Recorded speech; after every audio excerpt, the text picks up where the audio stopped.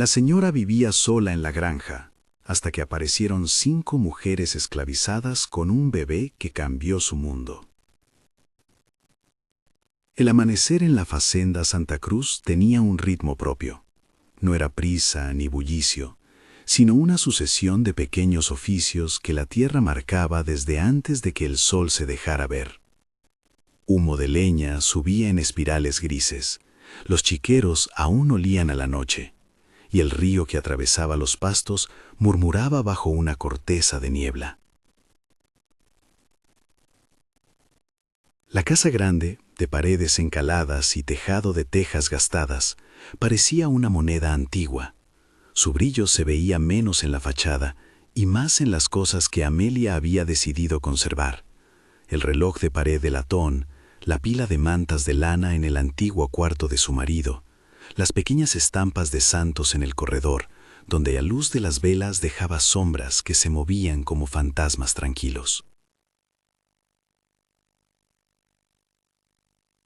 Amelia Monteiro da Silva gobernaba esa casa con la calma que da la costumbre y la determinación que la soledad había ido forjando.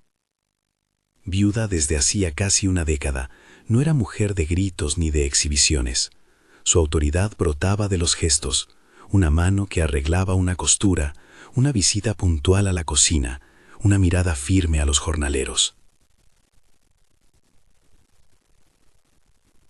Los vecinos la respetaban porque respetaba el orden, y quienes la conocían íntimamente sabían que esa señora guardaba una ternura escondida que solo sabía mostrarse en pequeñas excepciones: un pan mejor para el criado que estaba enfermo, un abrigo viejo remendado para un niño que había menester.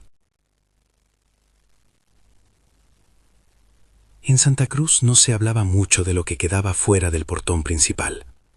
Había la senzala, con su puerta de madera baja y los techos oscuros donde la humedad se pegaba como lodo, y luego estaban los campos, los pastos y el terreiro frente a la casa grande que recibía visitas y reclamaciones.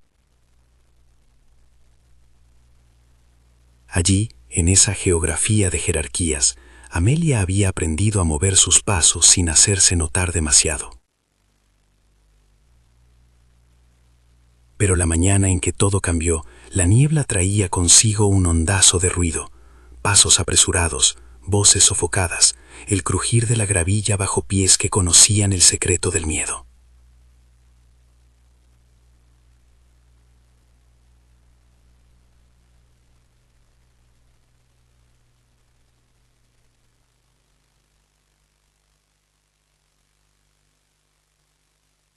La letra, al deslizarla a la luz de una vela, mostró el nombre que haría temblar la calma de la casa: María Clara. Era un hilo que conectaba 2 mundos: un nombre de la familia y el peso de lo que no debía saberse. Amelia los recibió en mangas del camisón, todavía oliendo a café y a cera de velas. Pese a la prudencia que la sociedad exigía, no pudo contener un gesto de asombro y compasión. Con voz queda, casi obligándose a sí misma a hablar con la mesura que la costumbre mandaba, dijo: «Entrar rápido. No podemos dejar que os vean así en la puerta». Y las puertas se cerraron tras ellas, como también se cerraba un pasado que no se iba a deshacer con facilidad. Adentro, la casa grande se convirtió en un hospital de urgencia silencioso. Las 5 mujeres se removían en la penumbra con la experiencia de quien conoce el modo de curar las heridas que no se muestran. Almidonaban un pañuelo, ataban el pelo con paciencia, limpiaban la cabecita del niño con agua tibia. Cada movimiento estaba lleno de algo más que destreza: un juramento callado, una lealtad que había sobrevivido a otras noches peores. Amelia, aunque ausente de esas manos curtidas, puso la mesa con el instinto de quien sabe que la comida sostiene la voluntad. Había un temor en sus ojos, la conciencia de que acoger aquel paquete humano era también aceptar una responsabilidad que podía romper la armonía tenue de Santa Cruz. «¿Dónde lo encontrasteis?», preguntó ella finalmente, sin alargar la voz. No era curiosidad vana. La pregunta tenía el filo de la ley, del qué dirán, de la responsabilidad que se imponía sobre quien abría su casa a un secreto que podía costar mucho. «Lo hallamos a la vera del camino, cerca del molino», dijo Jasira, con la voz gastada. «Lo dejaron en el saco de rastrojo. Había gente cerca, y nosotras». Su frase quedó suspendida en el aire. No hacía falta añadir más. Josefa, la más tranquila del grupo, dejó que el billete se desplegara sobre la mesa. Dice el nombre, dijo. María Clara, y un signo, una marca de prisa. Sus dedos temblaron levemente. Lucia, cuya vista era la más aguda, asintió. Y este lazo, como si alguien hubiera querido que lo encontraran. Firmina se cubrió el rostro con la mano por un instante, y Felicidad, la más joven, no apartó la vista del bebé. Amelia dejó que el silencio hiciera su trabajo. No preguntó quién lo había colocado allí ni por qué. En la vida de una hacendada, las palabras pueden ser tan afiladas como cuchillos cuando se pronuncian sin necesidad. Sabía que aquel nombre sobre el papel no era un detalle insignificante. María Clara era la cuñada que desde hacía años vivía en los límites del respeto social dentro de la misma familia. Reconocer la filiación del pequeño implicaría abrir puertas que ciertas manos preferían mantener cerradas. Tomó al niño en brazos con esa mezcla de torpeza inicial y ternura que tienen quienes no han trabajado con tan frágiles responsabilidades. El peso del ser pequeño y caliente le llenó el pecho de una sensación antigua, casi olvidada. «Se llamará Gabriel», murmuró, sin entender de dónde le venía ese nombre y por qué le parecía el único justo. Las mujeres se miraron entre sí, como si aquel nombre fuese un sello de aprobación invisible. «Gabriel», repitió Josefa, y el sonido pareció encerrar el deseo de un futuro posible. La decisión de Amelia fue precisa aunque medida. Aquel niño no saldría a la luz de ojos ajenos hasta que el polvo de la mañana se hubiera asentado. Se organizó una habitación pequeña, con cama que no se usaba desde hacía años, y se colocó allí al bebé con mantas que olían a lavanda vieja. Ordenó además que nadie hablase del suceso en la aldea. «Jurad silencio», dijo, y aunque la orden no llevaba cuña de castigo, era una imposición de honor. Las 5 se colocaron frente a ella, cada una con la historia de la senzala en los hombros, y afirmaron con voz simultánea y firme: «Juro». Se estableció un ritual sencillo. Amelia daría al niño protección y educación en la casa grande. Las 5 serían sus guardianas desde la cocina, la senzala y las sombras. Nadie diría nada. Nadie reclamaría la verdad. Era un secreto que se prometía como quien ata un pañuelo a la vida, con riesgo, pero también con esperanza. «Si alguien pregunta», explicó Amelia con voz grave, «diréis que lo encontrasteis, que lo trajisteis porque no teníais dónde dejarlo. No añadáis nada». Fue su manera de tejer una verdad que no traicionará a nadie. Las mujeres asintieron, algunas con facilidad, otras con los labios apretados. En los días que siguieron, Santa Cruz se movió con la misma lentitud que antes, pero envenenada por un zumbido bajo. Ojos que miraban más tiempo de lo habitual, rumores que se contenían hasta la esquina del molino. Amelia alimentaba al niño, le enseñaba a sostener cucharas de madera, le hablaba con la paciencia de quien descifra la vida en gestos pequeños. Las 5 le daban lecciones acorde a su oficio, cómo distinguir la hierbabuena para los remedios, cómo doblar una sábana sin que se note, cómo aferrar la paciencia cuando un criado hacía una mala faena. Los días eran dulces y angustiantes a la vez. Gabriel dormía envuelto en mantas y a veces lloraba con un llanto ancho que parecía reclamar un origen que nadie se atrevía a nombrar. Entonces las 5 tomaban el relevo con canciones que venían de tierras anteriores a la facenda. Un canto para el alma del niño, instrucciones urgentes para calmar la fiebre de su propia memoria. Josefa le enseñó a arrullar con la voz tan baja que parecía un secreto. Firmina a cerrar los ojos con disciplina. Lucia a oler las hierbas. Yacira a pronunciar las palabras que ordenan el mundo. Felicidad a sonreír en la oscuridad. En esa rutina de cuidados, la casa grande comenzó a cambiar de manera casi imperceptible. Se introdujeron pequeños objetos en la vida del niño. Una cuchara de plata que había pertenecido al coronel Joaquín, una mantilla de encaje con flores bordadas que Amelia guardaba por más de 20 años, una pelota de trapo hecha por Felicidad que chirriaba con un hilo. Era como si la memoria de la hacienda se concentrara en la presencia diminuta de Gabriel, dándole a la casa nueva razón para existir. Pero donde hay secreto, siempre hay alguien que respira más fuerte. Simao, el feitor, observador y siempre atento a lo que materialmente podía significar beneficio o daño, notó cambios. Simao tenía una cara de reglas rígidas, nariz marcada, cejas duras y un andar que sabía medir distancias con la precisión de quien vigila. Era además hombre que percibía la ventaja donde otros veían solamente ausencia. La llegada de un niño de piel más clara que lo habitual, escondido en la casa grande, fue para él una pieza ansiosa de un rompecabezas.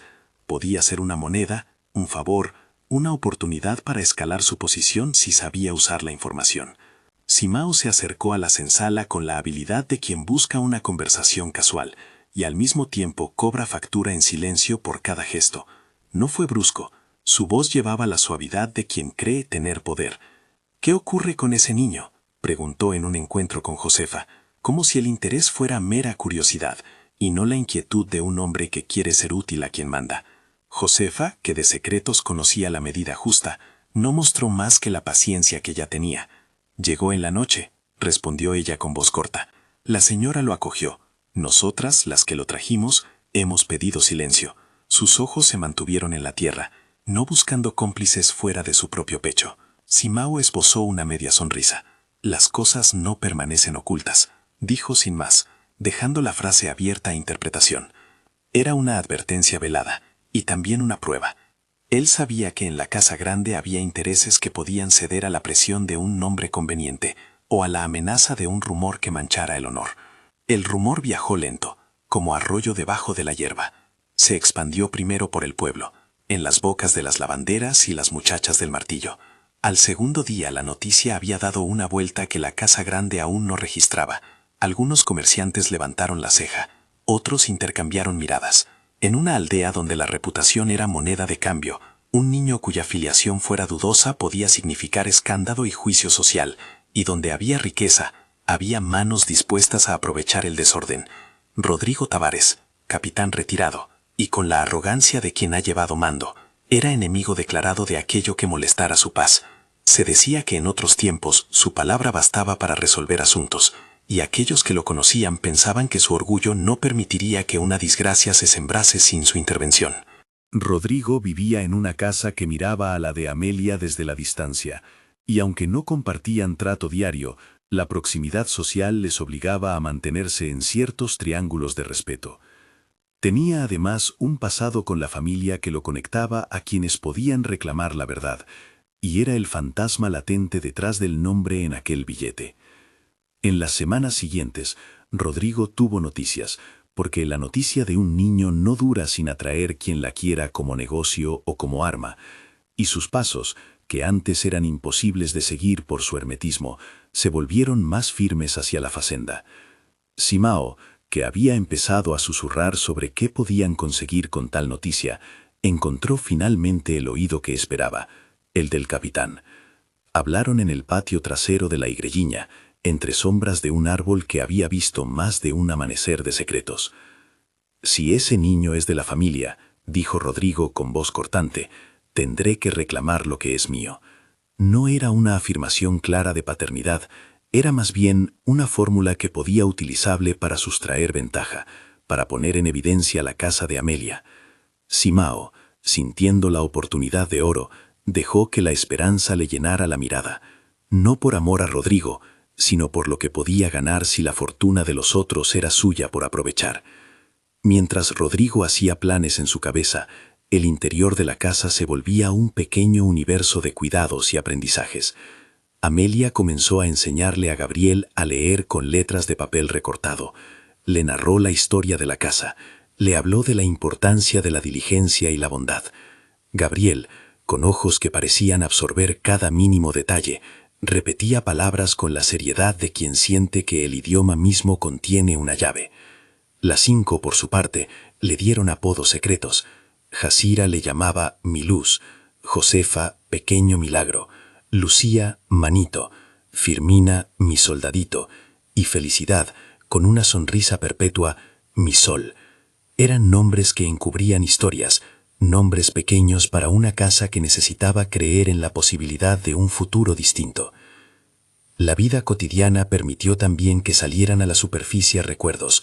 Una noche, mientras la lluvia golpeaba el tejado y las llamas de la cocina lanzaban reflejos rojos en las paredes, Jazira confesó a Amelia, con la voz quebrada en partes, lo que temía más que nada, que el secreto se volviera daga.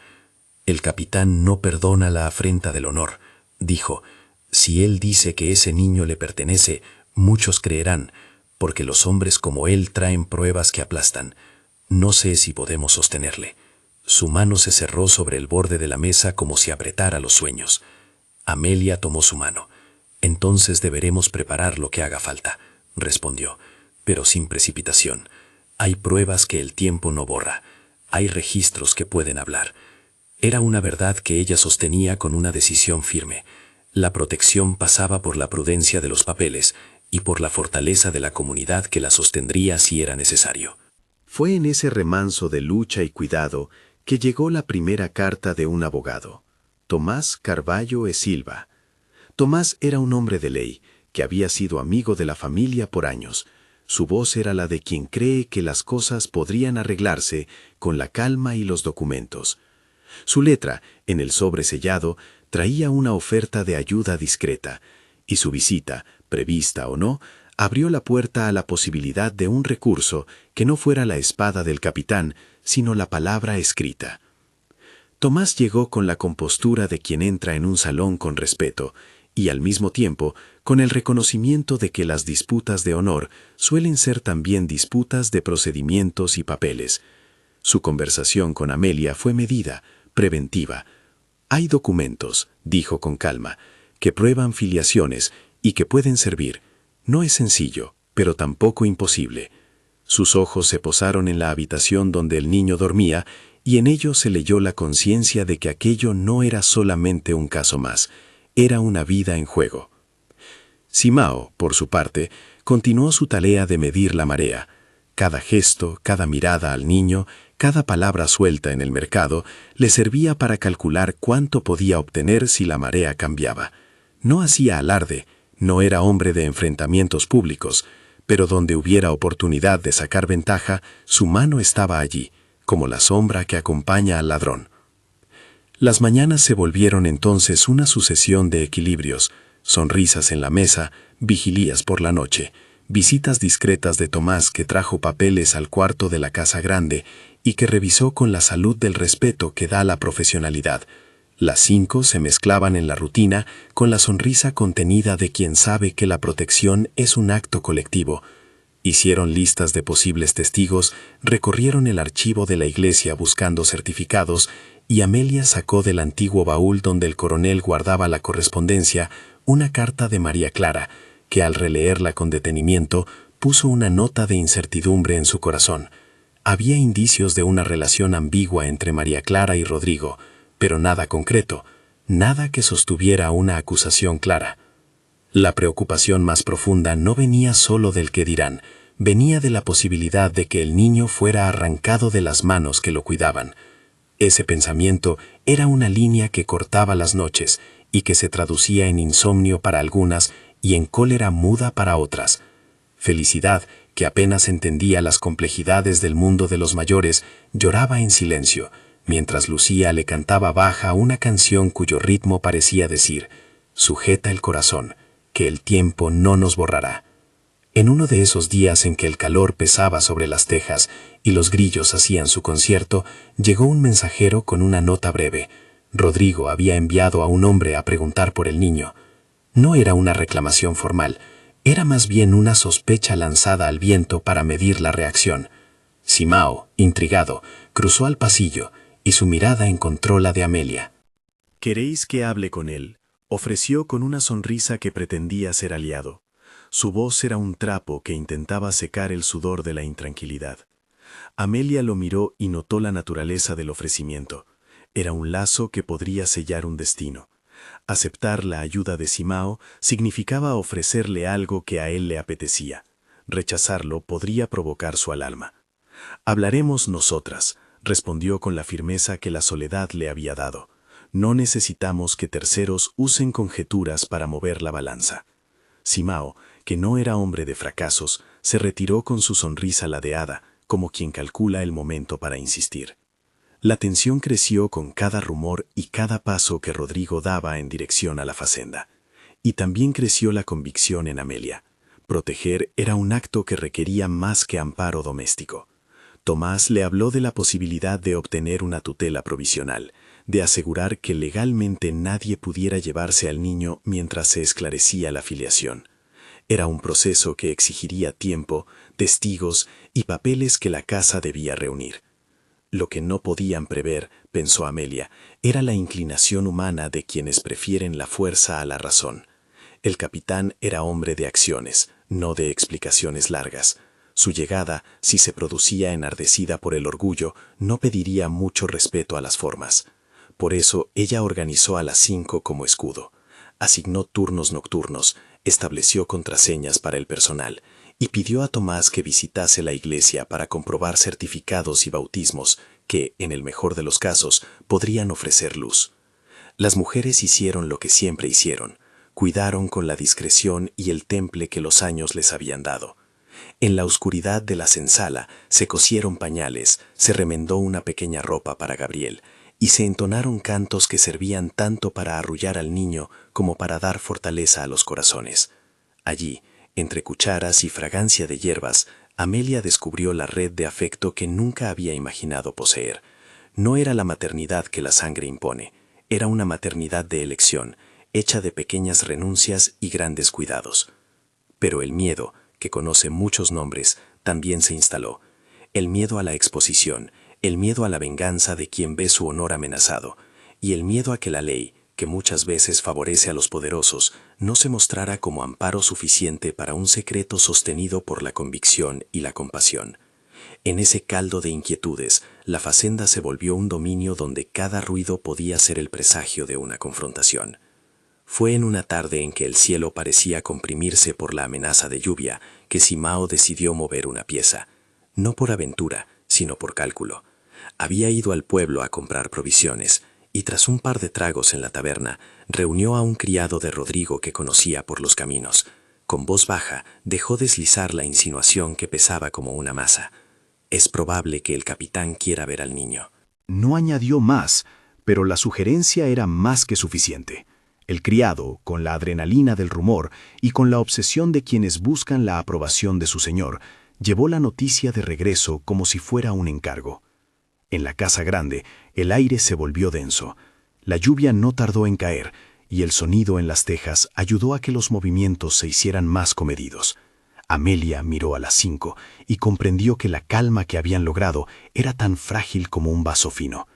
«Si viene», dijo, y la frase no necesitó terminar. Sabían lo que venía.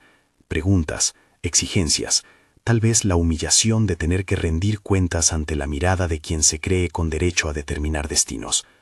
«Que venga quien tenga que venir», dijo Jasira con voz firme, «pero aquí nadie entregará lo que tiene derecho a proteger». Sus palabras eran un látigo de certeza que cortó la ansiedad por la mitad. No era la bravura del ejército, era la decisión de quien ha llevado mucha vida sobre la espalda y ahora no está dispuesto a ceder ante el arbusto del poder. La tensión se condensó en la noche que precedió a la llegada anunciada. Había linternas ocultas, puertas que se entreabrían para escuchar, y la presencia inquebrantable de quien cuida con manos de ternura. Amelia se sentó junto a la cama de Gabriel y lo observó dormir. Su respiración era el compás más sencillo y profundo del mundo. «Si lo perdemos», pensó sin pronunciarlo, «habrá en este lugar una grieta que no sanará pronto». Pero no había tiempo para lamentaciones. La protección exige una calma que se practica como quien pule una espada en la oscuridad. Esa noche, alguien tocó la puerta de la casa grande con la determinación de quien no viene solo a preguntar. El corazón de la facenda se encogió. Simao, que había estado actuando en las sombras, se plantó en el umbral como si quisiera recordarles que el mundo no siempre elige la justicia por compasión, sino por el impulso del interés. Las botas en el barro del camino anunciaban pasos que pronto conocerían la forma de la resolución. Amelia, con la serenidad que le daba la convicción, se levantó y abrió la puerta. Afuera, bajo la lluvia que lavaba el polvo de la tarde, un hombre de porte marcado por la autoridad aguardaba. Era el criado del capitán, con la mirada de quien había traído una orden y no una petición. Tras él, en la sombra, se adivinaba la figura corpulenta de quien vendría mañana a dictar lo que fuera a dictar el mundo según su propia medida. Simao apoyó la espalda en la pared y observó. La conversación que siguió fue un intercambio de nombres, de preguntas y de silencios. El criado no habló de paternidad ni de reclamos formales. Su misión era tantear, medir el terreno, ver si la resistencia tenía algún tipo de fisura. El capitán desea ver al niño, dijo con la voz neutra de quien cumple órdenes. Si la señora permite, traeremos a quien pueda certificar lo que haga falta. Amelia sostuvo la mirada del criado con la serenidad que le daba la certeza de haber tomado la ruta del cuidado. El niño está protegido aquí, respondió sin titubeos. Si el capitán tiene algo que decir, que lo haga por los cauces adecuados. No lo entregaremos sin pruebas. Sus palabras fueron un tornado de calma que golpeó con firmeza. El criado no insistió. Se marchó con la sensación de no haber logrado lo que buscaba, mientras la lluvia, implacable, borraba sus huellas en el camino. Simao, sin embargo, no se marchó. Vio en la reacción la posibilidad de que, con tiempo y presión, el capitán pudiera mover las aguas. Y así, mientras la casa volvía al interior de su pequeña paz, en los corrales y en los caminos vecinos, la noticia de la llegada del criado se extendió como el rumor de que un animal peligroso acechaba la hacienda. Esa noche, antes de que la lluvia cesara, Tomás visitó de nuevo. Sus palabras fueron medidas, profesionales, pero cargadas de un subtexto que Amelia captó con claridad. «Necesitamos papeles», dijo, «y al menos una figura pública que dé testimonio de que el niño está bajo vuestra tutela. Si Rodrigo insiste, deberíamos presentar una solicitud formal de protección provisional». Sus manos se movían sobre los papeles con la precisión de quien lee en la letra la verdad de una historia. «Lo haré», respondió Amelia, «pero no quiero que parezca una maniobra, que sea la defensa tranquila de una madre que busca proteger a un niño». Tomás asintió. Sabía que la ley podía ser clava o bálsamo según la manera en que se la usara. Y allí, en la cocina, donde las 5 escuchaban con los ojos como platos, se armó el plan: buscar testigos en el pueblo, revisar los libros de la iglesia y preparar, si hacía falta, una solicitud ante el juez de distrito. Todo estaba en marcha, pero la sensación de que la siguiente mañana traería movimientos más comprometidos pesó en el aire como la promesa de un trueno lejano. Nadie en Santa Cruz podía ocultar que el conflicto había iniciado en la barba de la facenda, y sin embargo, la noche todavía guardaba su bosquejo de ternura. Amelia, antes de ir a su cuarto, se acercó una vez más a la cuna donde Gabriel dormía con la paz de quien no conoce la tormenta. Le puso la mano en la pequeña cabeza, como quien pone una vela para proteger una noche. «Quiero que crezcas sin que la vergüenza te quite el pan», dijo en voz baja. «No sé qué traerán los próximos días, pero esto que hacemos no está mal. No era una oración, era una promesa». En la oscuridad, las 5 mujeres se miraron con una mezcla de orgullo, miedo y resolución. Habían dado un paso que las colocaba ante riesgos que ninguna quería, pero todas entendían que la vida de aquel chiquillo valía cualquier precio. Fue Josefa quien, con voz firme, dijo: «Si nos piden cuentas, contaremos la verdad como la contamos aquí, que lo encontramos, que lo hicimos carne nuestra y que lo amamos». Sus palabras fueron como cerrar un vínculo que nadie podría romper sin romper antes algo más grande. Cuando la casa grande se sumió en el silencio de quien guarda fuerzas para la batalla, una sensación de espera ocupó los pasillos. Santa Cruz había sido un nombre tranquilo hasta el rostro del niño. Ahora, con la posibilidad de la presencia del capitán sobre el umbral, todo estaba listo para que la facenda se defendiera o cediera. Las manos que habían acogido al bebé se apretaron en gesto de defensa. En la noche, la lluvia dejó de sonar con furia y se volvió lluvia fina, como si el mundo entero contuviera la respiración. Esa era la medida de la calma antes del choque. La decisión de una mujer sola que acogió una vida. La lealtad de 5 guardianas que tejieron un secreto con hilos de ternura. El acecho de quien veía en la duda una manera de imponer su derecho. La llegada de la ley en forma de un abogado amigo, dispuesto a batallar con papeles y testigos. Y en medio de todo, Gabriel dormía, inocente, ajeno a las manos humanas que lo sostenían y a las corrientes que pronto lo arrastrarían hacia decisiones que no había elegido. Cuando el amanecer llegó, con su luz lavada y los cantos de los gallos tomando el patio, Santa Cruz se preparó para abrir la puerta al día que decidiría mucho más que la rutina.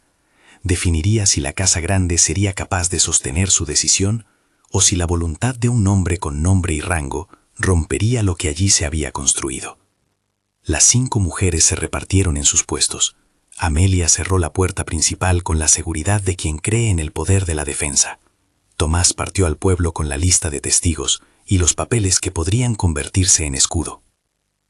En el camino de tierra, una figura se recortó contra el cielo, una montura que venía desde la casa de Rodrigo. El rumor de la presencia del capitán se volvió algo más que posibilidad. Simao, al verlo, hizo un gesto que nadie interpretó como de amistad. Y así, con las ruedas del carruaje aún lejanas, Santa Cruz se preparó para sostener una verdad que, para sostenerla, necesitaba no solo voluntad, sino también elocuencia, papeles y el coraje que nace del amor elegido.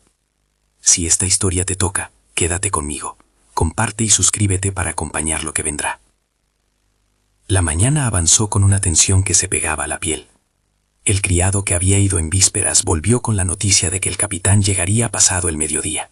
No solo, sino con 2 testigos que, según decía, traerían documentos que pondrían la cuestión en blanco y negro. Simao vagaba por los alrededores, más inquieto cada vez, midiendo quién miraba demasiado tiempo al niño. En la cocina, las ollas sirvieron como si fuesen la metáfora del nervio contenida. Amelia, con calma profesional, organizó la conversación. Si Rodrigo exigía ver al niño, que lo hiciera con testigos y por escrito. Si no, la respuesta sería un rotundo no. El carruaje apareció finalmente, levantando polvo que la lluvia de la noche ya no podría calmar. El hombre que bajó primero fue Rodrigo en persona, con la espalda erguida y la mirada de quien no pide, reclama. Tenía a su lado 2 figuras que parecían elegidas por su postura impecable. Uno era un hombre de la ciudad con aspecto de notario, y el otro un caballero de trato cortés. No había prisa. Rodrigo caminó hacia el terreiro con paso que marcaba la pauta. La facenda entera pareció contener el aliento.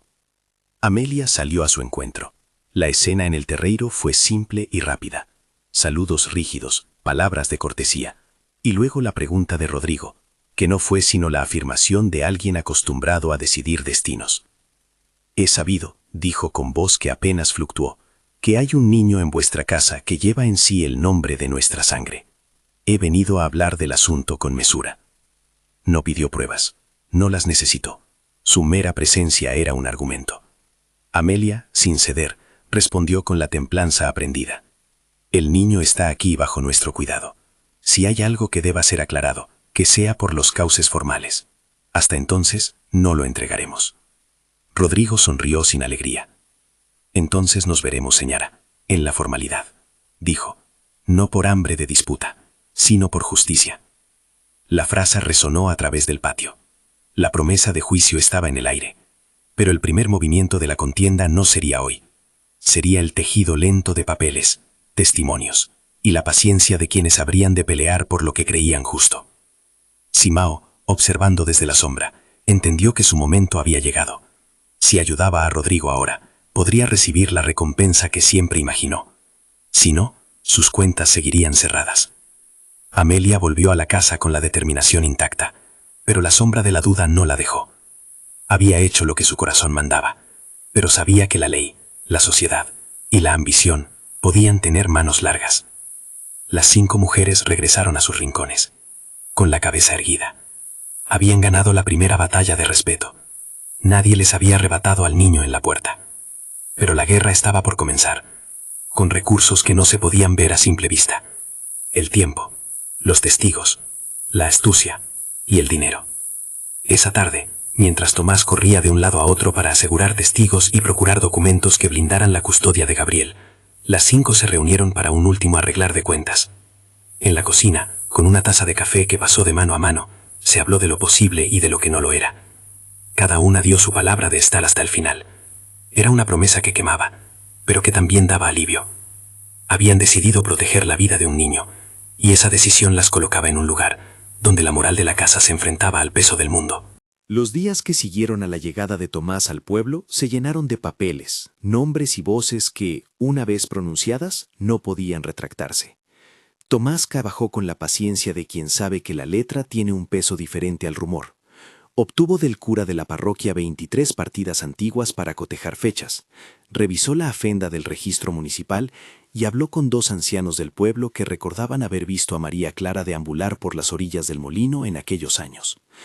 No podemos prometer que la ley hará justicia, porque la ley muchas veces atiende a quien tiene dinero y voz, dijo Tomás una tarde, mientras ordenaba las hojas sobre la mesa. Pero podemos presentar una tutela provisional. Eso impedirá que alguien se lleve al niño hasta que la filiación se aclare.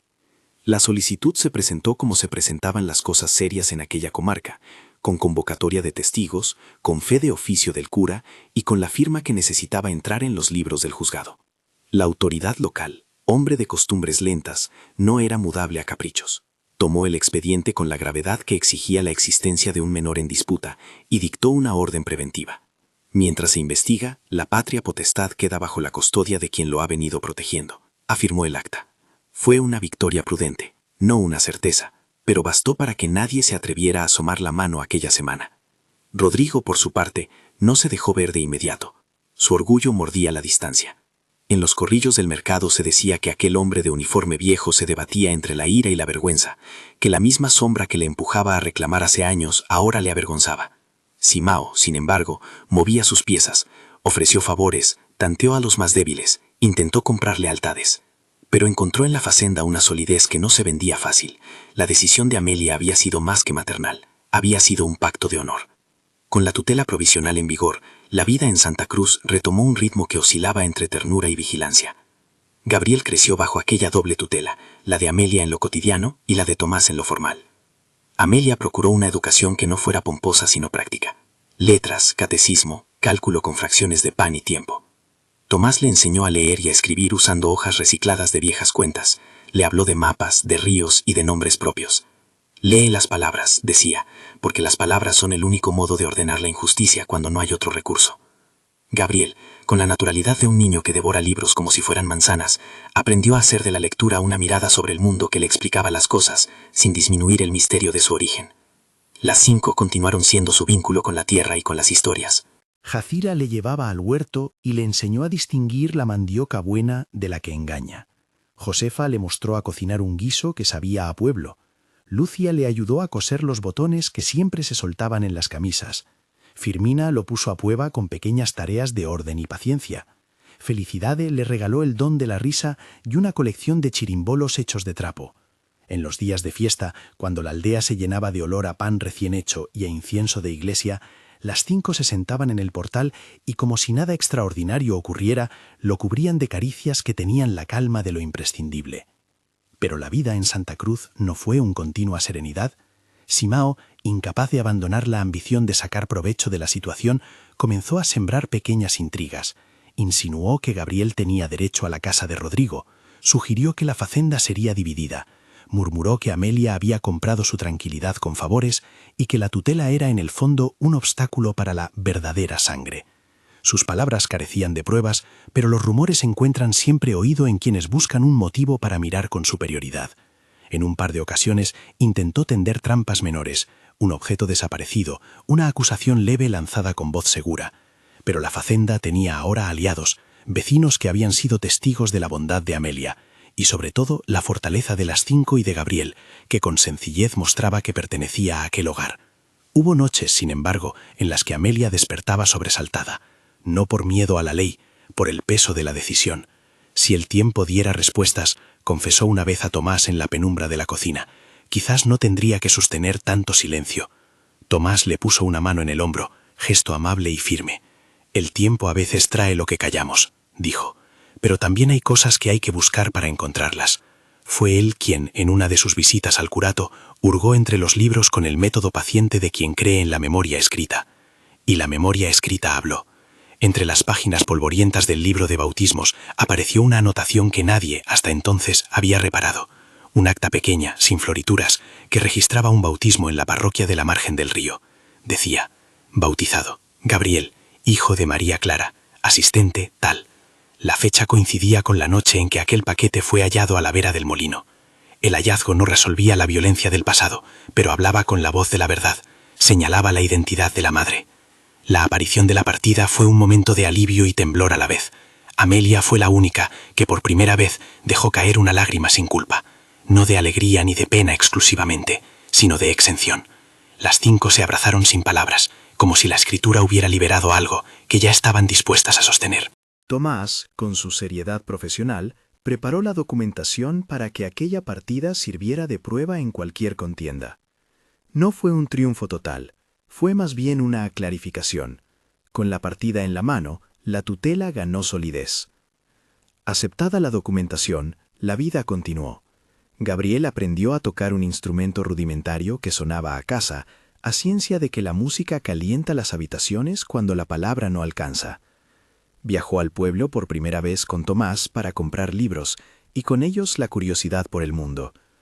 Preguntas sobre su madre surgían tarde en la noche, con la inocencia de quien no entiende las formas en que el mundo revuelve a los adultos.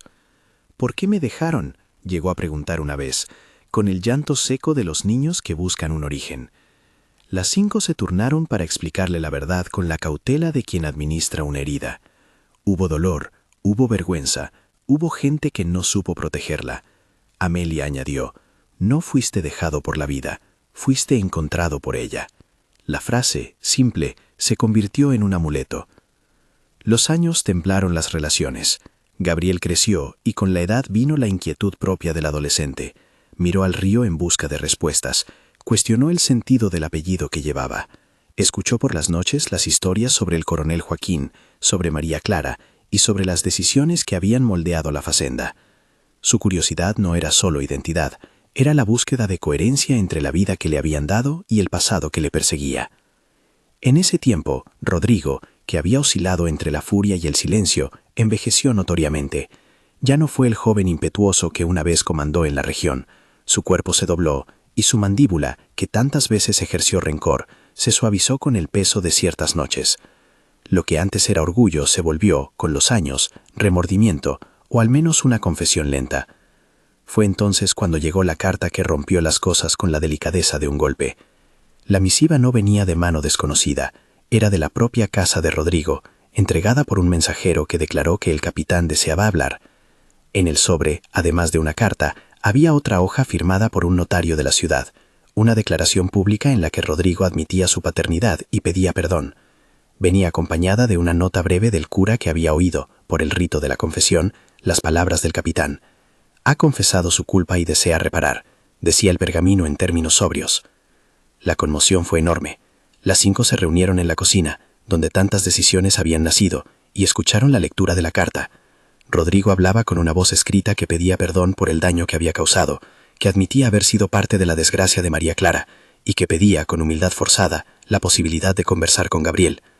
La carta no borraba el pasado, pero abría una puerta que muchos no creyeron que se abriría, la de la palabra de un hombre que reconocía su culpa. No tardó en aparecer además un documento inesperado entre las antiguas pertenencias del coronel Joaquín. Un códice del testamento que nadie había releído en su totalidad. Era un folio que contemplaba la posibilidad de reconocer como hijo de la casa a quien fuera adoptado o protegido según juicio de la matriarca. La cláusula, en términos de la época, era rara pero clara. Si el heredero natural no estaba presente, la mitad de la facenda quedaría a quien fuese reconocido y mantenido por la señora de la casa hasta su mayoría. Con ese damero de papeles en la mano, la perspectiva cambió. Más allá del perdón, había recursos que podían garantizar la continuidad material de la facenda en favor de Gabriel. La lectura de esos documentos tuvo su clímax en una tarde de tribunal improvisado en el Terreiro. No fue un juicio formal, porque la justicia estaba aún en las manos de hombres que medían los intereses. Fue en cambio una reunión pública donde la comunidad escuchó las palabras de Rodrigo, la lectura de la partida de bautismo y la explicación técnica de Tomás sobre el testamento. Rodrigo llegó con la frente baja. Frente a la gente, con la voz quebrada, dijo lo que por años se negó a admitir. «Soy responsable. He sido injusto. Pido perdón y asumo lo que deba asumir». Las 5 escucharon sin hacerse notar demasiado. Sus ojos estaban secos, no buscaban venganza. Gabriel, que ahora tenía 15 años, permaneció en el umbral, con la mirada que reconocía en el hombre a quien no podía odiar sin sentirse arrancado a su propia historia. La decisión no fue fácil. En el silencio que precedió la respuesta, la facenda se sostuvo entera. Amelia tomó la palabra con la firmeza de quien había criado a un hijo sin la sangre que lo corría. «Este lugar ha decidido por la protección», dijo. «Ahora estamos ante la palabra de un hombre que admite su culpa. Las decisiones de justicia no se resuelven solo con perdón, sino con actos concretos. Miraremos los papeles y actuaremos en consecuencia». La reparación que se impuso fue plural. Amelia, con la prudencia que la había salvado de errores, no aceptó agradecer solamente con palabras. Preparó cartas formales de alforría. No fueron meramente liberaciones en el papel. Fueron actos públicos en los que se reconoció el valor y la lealtad de Jazira, Josefa, Lucía, Firmina y Felicidad. En una mañana templada, amortiguada por el rumor de las aves, se reunieron en el terreiro, ante vecinos y ante el escribano, para formalizar la libertad. Cada una tomó la pluma, o la marcó con el pulgar si la mano no sostenía la letra, y el documento quedó archivado como testimonio de que ya no eran más esclavas, sino mujeres con identidad propia. La alforría para ellas fue mucho más que un trozo de papel. Significó la posibilidad de llevar un nombre completo, de reclamar salario por su trabajo, de decidir su futuro. Algunas eligieron añadir a su nombre el de la facenda, otras retomaron el nombre de sus abuelas. Fue una ceremonia sencilla, sin fanfarrias. No buscaba la admiración del mundo, solo el reconocimiento de la propia dignidad. Amelia, con voz entrecortada, pronunció un pequeño discurso en el que reconoció su deuda con ellas. No basta la libertad sin justicia, ni la justicia sin reparación. Os doy estas letras porque habéis cuidado con amor donde yo no supe qué hacer. Quedaba, sin embargo, la cuestión de la propiedad. La lectura del testamento del coronel y la confesión de Rodrigo obligaron a una decisión final. ¿Qué significaría para Gabriel ser reconocido como hijo y heredero? Se convocó al notario y se realizó un acto formal de aceptación por parte del joven. Gabriel, con la temblorosa seguridad de quien ha aprendido a tomar decisiones ajenas a la sangre, aceptó la responsabilidad. Recibiría lo que la ley y los papeles le otorgaban, pero con la condición, que él mismo puso, de transformar la facenda en un lugar más justo. «No quiero la riqueza que venga a costa de la condena de nadie», dijo. «Si voy a tomar esto, lo haré para que nadie vuelva a vivir encadenado por la necesidad aquí». Fue una elección que sorprendió a más de uno. El joven, que alternaba entre la ternura de la infancia y la resolución madura, trazó un plan. El trabajo en Santa Cruz sería remunerado. Se abriría una pequeña escuela para los hijos de quienes hasta entonces labraban sin derecho. Se organizaría un fondo para apoyar a los liberados en la búsqueda de trabajo fuera de la facenda. Tomás redactó los documentos, y Rodrigo, con la congoja de quien paga por años de ceguera, firmó su reconocimiento y ofreció, en lo que su honra permitía, una suma para iniciar ese fondo. No todo fue perfecto. La transición encontró resistencias. Algunos criados, acostumbrados a viejas jerarquías, se quejaron. Algunos terratenientes miraron con desconfianza la idea de pagar jornal a los trabajadores. Pero la Facenda Santa Cruz tenía ahora un recurso que antes no poseía: la legitimidad pública de su decisión. Los recién liberados, que ahora podían reclamar un sueldo, tenían además la posibilidad de construir un destino propio. Las 5 se convirtieron en pilares de esa transformación. Jazira fue nombrada supervisora de huertas. Josefa inauguró una pequeña cocina comunitaria. Lucía empezó a enseñar a las mujeres a coser por encargo. Firmina organizó un pequeño taller de reparación. Felicidade, con su risa de siempre, se convirtió en la cuidadora de los niños del nuevo internado escolar. La facenda se volvió, poco a poco, menos facenda y más comunidad. Rodrigo no quedó exento de la transformación personal. El reconocimiento de su paternidad le cobró una cuenta que no siempre supo pagar. Buscó reconciliación con Gabriel en términos humanos, ofreció lo que tenía y pidió perdón. Gabriel escuchó, comprendió el gesto y con tristeza mansa decidió que la palabra de perdón no sustituía la exigencia de reparación. Rodrigo comenzó a visitar la capilla del pueblo, a ayudar en obras de caridad y a sostener la memoria de María Clara con una pequeña placa en el atrio de la iglesia. No se trataba de absolución, se trataba de un hombre que al final de sus días quiso al menos transitar el último trecho con la honestidad que antes le faltó. Pasaron los años y Santa Cruz se transformó de modo tangible. La ropa se volvió menos áspera, las mesas se compartieron con menos silencios. La escuela del anexo municipal abrió las puertas a los hijos del lugar. Gabriel, que heredó con la conciencia del deber, destinó parte de su tiempo a enseñar a leer. Otros, que habían sido liberados, se convirtieron en herreros, parteras o jardineros. La facenda, que antes era un contraste de lujos y servidumbres, empezó a mostrar un pulso humano renovado. La comunidad decidió, al cumplirse el primer lustro de la alforria, erigir un pequeño monumento en el borde del terreiro. No sería una estatua pomposa, no buscó el ornamento de los poderosos. Se trató de una piedra con nombres grabados, una simple placa de mármol que recogía la memoria de lo que allí había ocurrido. En el acto de inauguración, Gabriel y las 5 estuvieron lado a lado. La placa decía, con letras austeras, que la memoria no se guarda solo en los libros, sino que se cincela en la acción. A Jacira, Josefa, Lucía, Firmina y Felicidad, por su coraje, por su cuidado, por convertir el silencio en protección. La mañana de la inauguración fue clara. Vecinos acudieron, niños corrían alrededor de la piedra, y el cura ofreció unas palabras que hablaban de arrepentimiento y de comunidad. Algunos en el pueblo miraron con curiosidad, otros con envidia. Pero la sensación predominante fue la de quien ve la consecuencia de un acto sencillo, la elección de proteger a un niño, que al fin había devuelto a la facenda la posibilidad de reintegrarse a la vida. Con el tiempo, Gabriel se convirtió en un hombre, mantuvo el carácter que le habían inculcado, la lectura, la ternura, el sentido de la responsabilidad. No olvidó nunca que su existencia se debió en primer lugar a la decisión de una mujer que vivía sola en una granja. Amelia envejeció con la paz de quien hizo lo que creyó correcto. Cuando sus manos comenzaron a temblar, lo hizo con la serenidad de quien había cumplido un oficio mayor, no solo administrar bienes, sino cuidar la dignidad humana. Antes de morir, pidió que su nombre no fuera recordado por su nobleza, sino por su quieta perseverancia. Gabriel, de rodillas junto a su cama, le prometió en voz baja que Santa Cruz mantendría viva la memoria de las 5 y de María Clara.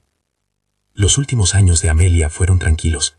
Sentada en el porche, veía trabajar a quienes antaño fueron invisibles, y ahora tenían rostro y nombre. A veces, en las tardes, Jacira se acercaba con una taza de té, y se sentaba sin pedir nada. Otras veces eran Josefa o Lucía las que traían noticias de la escuela. Amelia sonreía, porque en la sonrisa consultaba la confirmación de que su gesto no había sido inútil. La comunidad aprendió a honrar la memoria con actos concretos, a sostener la escuela, a cuidar a los ancianos liberados y a mantener el monumento que recordaba los nombres de las 5. Gabriel hizo que cada transferencia de fondos destinada a la facenda incluyera una partida para el Fondo de Emancipación de Hombres y Mujeres que quisieran abandonar el trabajo servil y buscar su destino. En cartas, en actas y en conversaciones, quedaba el texto que decía que la libertad era una deuda que debía pagarse con trabajo y con oportunidades. Rodrigo murió un año después de la inauguración del monumento. Falleció con la mano apoyada en un rosario y la mirada fija en una ventana que daba al terreiro. Su funeral fue sobrio. Algunos todavía murmuraron que su arrepentimiento había llegado tarde, pero otros reconocieron que la confesión tardía también tenía algún mérito. La verdad, aunque incompleta, había ayudado a la reparación. Amelia murió al final de un invierno benévolo. En la capilla, la misa fue sencilla, sin alaracas. Gabriel pronunció unas palabras que no buscaban la gloria. Recordó a la mujer que, viviendo sola en la granja, decidió romper el silencio. Ella nos enseñó que la familia no se define solo por la sangre, dijo, sino por las manos que te sostienen cuando el mundo amenaza con llevarte. Sus palabras fueron recibidas con lágrimas y con aplausos contenidos. Con el paso de los años, la historia de la noche en que 5 mujeres aparecieron con un bebé en brazos se convirtió en algo así como la fábula fundacional de Santa Cruz. Los niños la escuchaban junto al fuego, no como relato de heroísmo extraordinario, sino como ejemplo de lo que la compasión puede lograr cuando se transforma en ley y en acción. Las 5 envejecieron con reconocimiento, sus nombres se multiplicaron en canciones de arrullo y en apellidos que adoptaron con orgullo. El monumento, aunque humilde, permaneció como un punto de referencia para quienes pasaban por la facenda. Algunos lo tocaban con reverencia, otros se detenían por curiosidad, pero los que verdaderamente sabían su historia eran quienes habían vivido la transición, los que vieron en la alforria el comienzo de una vida, los que trabajaron por primer salario, los que aprendieron a leer.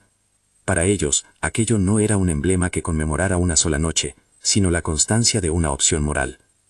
Años después, cuando Gabriel ya había formado su propia familia y su nombre se oyó en las listas de los hombres que procuraban un trato más humano para los trabajadores de la región, alguien preguntó en voz alta cuál era la enseñanza que debía extraerse de aquel episodio. No hubo una respuesta única. Unos dijeron que era la del perdón, otros la de la justicia que se conquista con papeles, otros la de la madre que se elige. Todos, sin embargo, coincidieron en una cosa, que la decisión tomada por una mujer sola, que acogió a un niño y lo protegió junto a 5 manos leales, cambió la facenda y clavó una lección en la tierra. En el ocaso, cuando la sombra alargada de los árboles cubría la placa del monumento, los nombres de Jacira, Josefa, Lucía, Firmina y Felicidad brillaban con la misma insistencia que la memoria. Santa Cruz ya no era aquella facenda cerrada a la compasión, era un lugar donde la libertad se había tornado costumbre y la dignidad hábito. Gabriel visitaba a veces la vieja casa grande, recorría con la mano los muebles que Amelia había cuidado y se detenía ante la cuna ya vacía, en la que algún día durmió un niño encontrado en un saco. La historia, contada y recontada, fue perdiendo la aspereza de la noticia y ganando la nobleza del ejemplo. No porque los hechos se hubieran dulcificado, sino porque los actos de reparación y la seriedad de la memoria habían logrado que, en aquel rincón de Minas Gerais, la vida que empezó con un secret fuese ahora un legado de libertad y de nombres. Y así, cuando la gente venía de lejos a mirar la placa, se marchaba con la sensación de que la redención no es un hecho milagroso que llega de arriba, sino una obra humana que se construye con papeles, con coraje y con el cuidado cotidiano. Si esta historia te ha conmovido, compártela con quien creas que debe recordar que la memoria y la dignidad merecen ser defendidas. Suscríbete para escuchar más relatos que muestran cómo el amor elegido puede transformar destinos.